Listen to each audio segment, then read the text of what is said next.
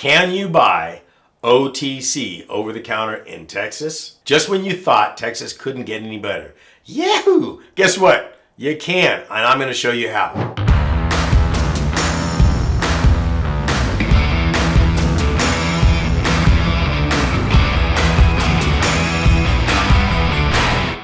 Some of the things you're going to learn in this video.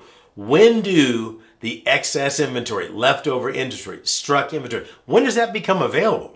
How can you buy properties then that back tax it? Will the county let you actually discount these things? I'm going to show you that in this video. Here's a key one for Texas. Remember, there's a 1 or 2 year redemption period.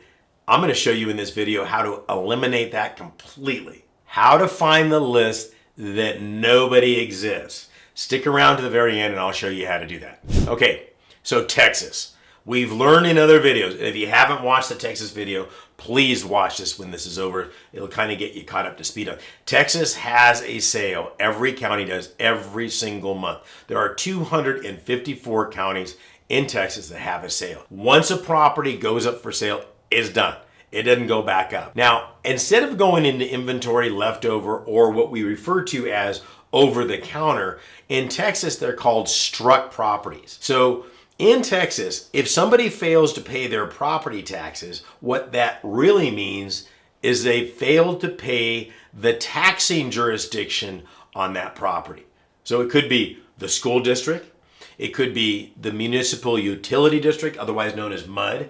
It could be garbage. It could be a number of different things. On any one given property in Texas, there could be anywhere from 4 to 8 different jurisdictions on that property. So what happens is this. When a property owner fails to pay, let's just make it simple. Let's say the school district, because that's always the biggest amount of taxes. They haven't paid the school district. It's been more than 5 years, 6 years, 7 years, 8 years, 9 years. Pretty soon they go, hey, enough's enough. We want our money. Now, the school district can bring their taxes up in current, but by law in Texas, before it goes to sale, they have to gather up all the property taxes that are owed, and that's the starting bid on that. Okay, this is very important to understand. Now it goes to the constable, and constable says, okay, there's, I don't know, let's say $15,000 worth of property taxes owed on this property. That will be the starting bid. If nobody comes in to pay that $15,000, what happens then?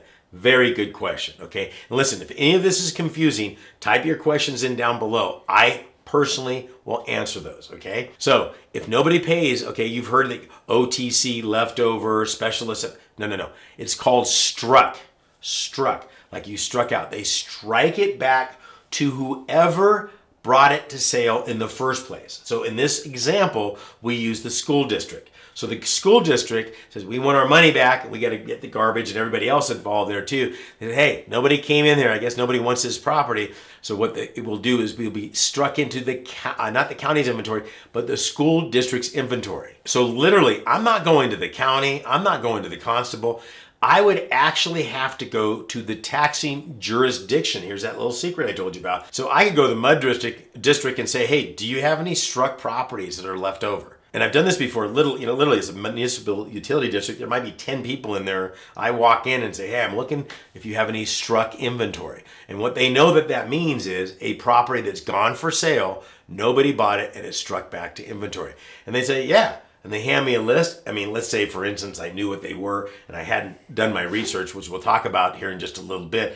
All I would do is this. I would look at that and go, oh, I want this property. And I give them the money. They hand it to me. Now, listen. It might be past the 2 year redemption period. It might be past the 6 month redemption period. So I literally can go in there and go, oh, wow, this one's 4 or 5 years old. Buy it, own it right then and there. Now, here is the great news. I can walk into a taxing jurisdiction. Let's go back to the school district. And let's use that $15,000 example. And I say, well, here's a property here that nobody was willing to pay the $15,000. How about if I give you 8? What do you mean 8? I'll give you $8,000 for it. Now, what the county would be required to do is go to all the other taxing jurisdictions and say, hey, some bone brain from California wants to pay us only $8,000 for it. You know what? Something is better than nothing. It's just sitting in inventory. Because as soon as you buy it for $8,000, what are you going to have to do? Start paying the property taxes. So they might just come back and say, yeah, we'll sell it to you for $8,000. And you're like, yeehaw, I've got myself a good deal. Wait, I don't have $8,000. Oh, don't worry, my friend. Some jurisdictions in there will actually finance it for you. Where you go, how about if I pay you like 20% now and some payments on that? So it just keeps getting better on that. Again, it's not something that they advertise, but if you're not asking, you're not going to find it.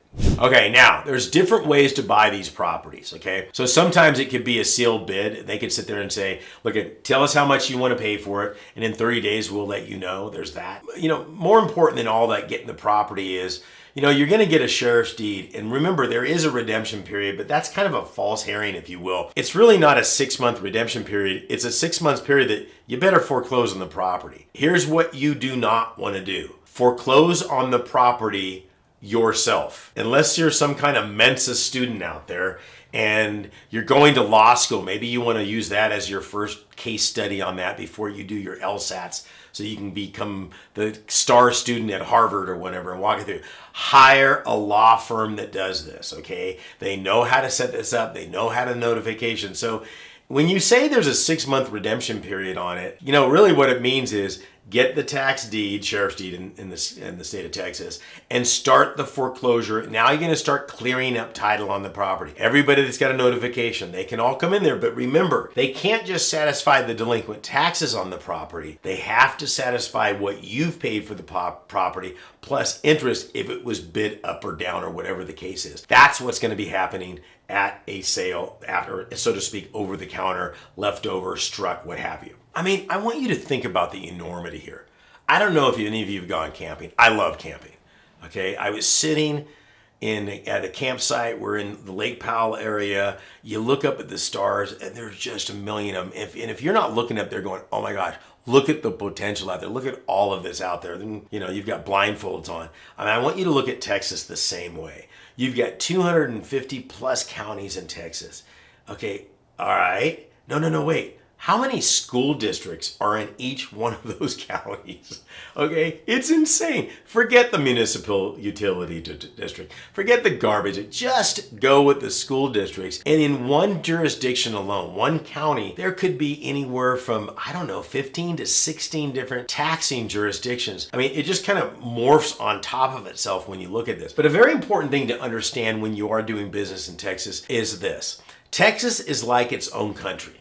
Okay, and each one of the counties are like states. So how it works in Fort Worth is not going to be the way it works in Harris, which is not going to be the way it works in Montgomery, which might not be the way it works in any of the other counties out there. So please, please, please understand the rules. One county could give a heck about what happens in another county. They literally have. Because I've walked in, I remember back in the day, I walked in Montgomery County and I'm like, well, in Houston, Harris County, they allow us to do it this way. And the guy, young man, I was younger then. Young man, we don't care how Harris County does it. This is the way we do it here. And they had that nice accent that you always go, you know the devil's not going to be from the South. Right? Because the devil's not going to sit there and say, we got some sweet tea and brownie down here and make yourself comfortable. You know, they're very kind. They're very polite. They give you the list. You make it happen. But every county's a little different. And, you know, look, there's a lot just to unwrap in Texas alone. I'm going to tell you this.